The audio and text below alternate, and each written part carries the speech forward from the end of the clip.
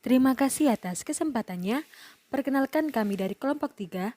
Di sini kami akan mempresentasikan artikel mengenai Fair Value Accounting and Earnings Persistence Evidence from International Banks. Semoga dengan adanya presentasi ini, rekan-rekan dapat lebih memahami artikel yang akan kami bahas. Terima kasih dan selamat menonton. Berikut adalah nama-nama dari anggota kelompok kami. Untuk pembahasan yang pertama akan langsung dibahas oleh rekan saya. Terima kasih.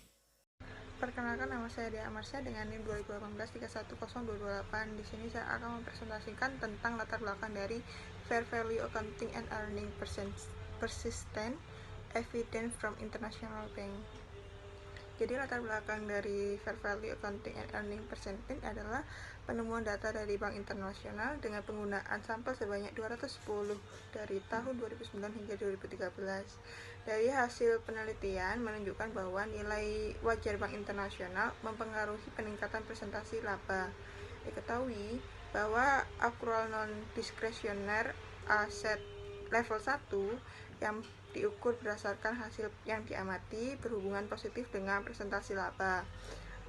Untuk aset level 2 yang diukur berdasarkan input yang diamati secara langsung, aset yang level ketiga yaitu diukur berdasarkan hasil observasi yang tidak dapat diukur. Sedangkan untuk presentasi laba atau earning persistence, yaitu laba yang mempunyai kemampuan sebagai indikator laba periode yang akan datang, kemudian dihasilkan perusahaan secara berulang-ulang dalam jangka waktu yang panjang.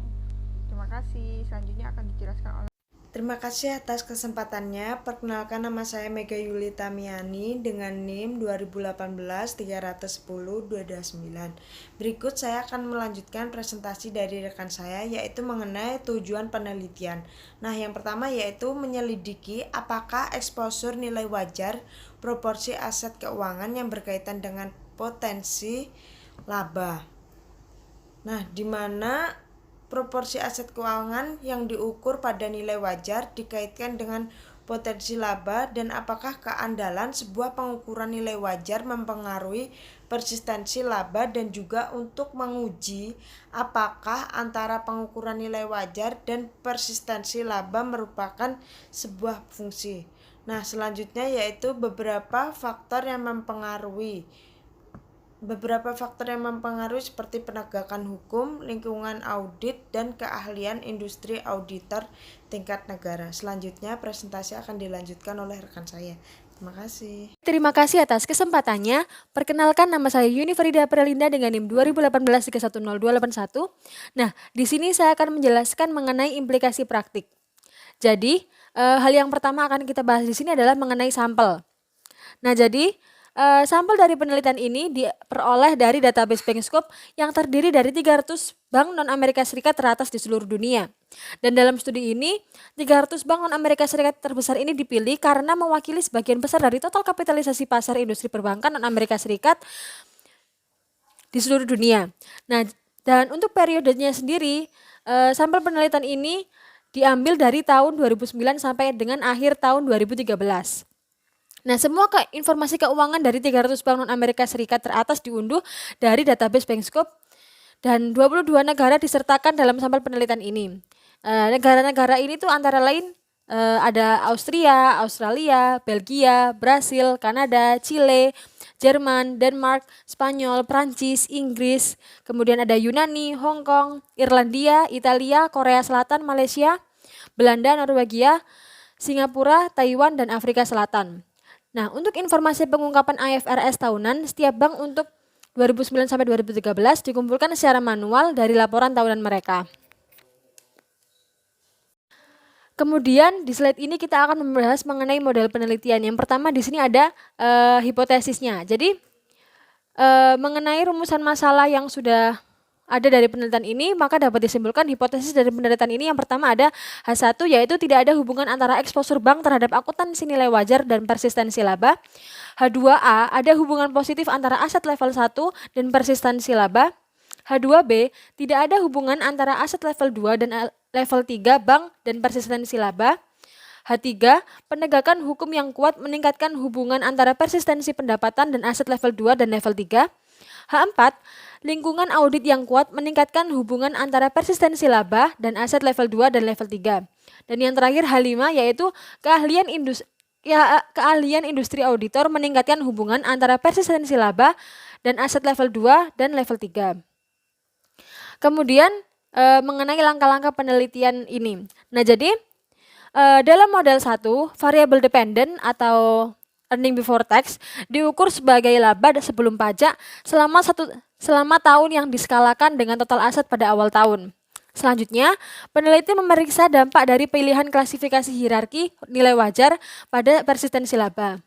Dengan menggunakan model 2, peneliti menguji bagaimana klasifikasi nilai wajar berdasarkan input non-diskresioner atau aset level 1 dan dapat diobservasi secara tidak langsung dalam aset level 2 yang tidak dapat diobservasi pada aset level 3 yang berdampak secara individual terhadap persistensi laba. Terakhir, peneliti menyelidiki apakah ada hubungan antara faktor-faktor yang mencerminkan struktur kelembagaan di seluruh negeri dan kekuatan prediksi nilai wajar berdasarkan input penilaian level 2 dan level 3. Nah, semua model ini telah diperkirakan sebagai model efek tetap dengan variabel dummy spesifik tahun dan variabel dummy negara.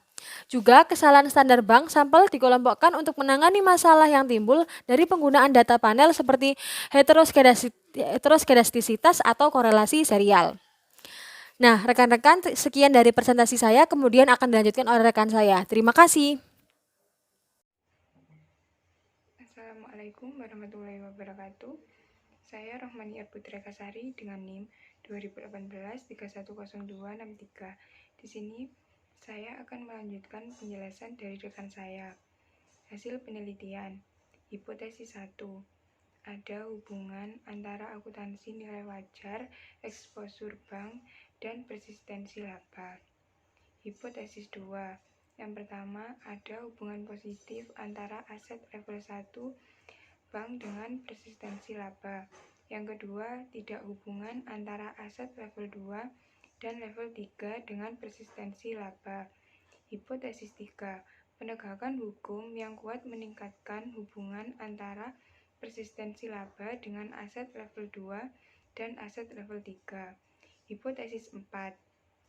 Lingkungan audit yang kuat meningkatkan hubungan antara persistensi laba dengan aset level 2 dan aset level 3. Hipotesis 5. Keahlian industri auditor meningkatkan hubungan antara persistensi laba dengan aset level 2 dan aset level 3. Sekian dari saya, selanjutnya akan dijelaskan oleh rekan saya. Terima kasih. Baik, terima kasih atas kesempatannya. Saya Filana Septi dengan NIM 2018-310288 akan melanjutkan presentasi mengenai keterbatasan penelitian. Jadi pada penelitian tersebut hanya fokus pada bank non-Amerika Serikat teratas, di mana bank tersebut lebih besar dan memiliki kinerja yang lebih baik daripada bank-bank kecil, sehingga hasil penelitian tidak dapat digeneralisasikan untuk bank-bank yang lebih kecil. Sampel yang digunakan dalam penelitian tersebut hanya pada bank non-Amerika Serikat, sehingga diharapkan pada penelitian selanjutnya untuk memperluas penelitian ke sampel yang lebih besar dari bank dengan ukuran berbeda dan di perusahaan sektor lain. Terima kasih. Baiklah rekan-rekan, demikianlah video presentasi dari kelompok kami, kelompok 3. Semoga dengan adanya video ini rekan-rekan dapat lebih terbantu untuk memahami artikel yang telah kami bahas tadi. Demikian presentasi dari kami, terima kasih, selamat pagi.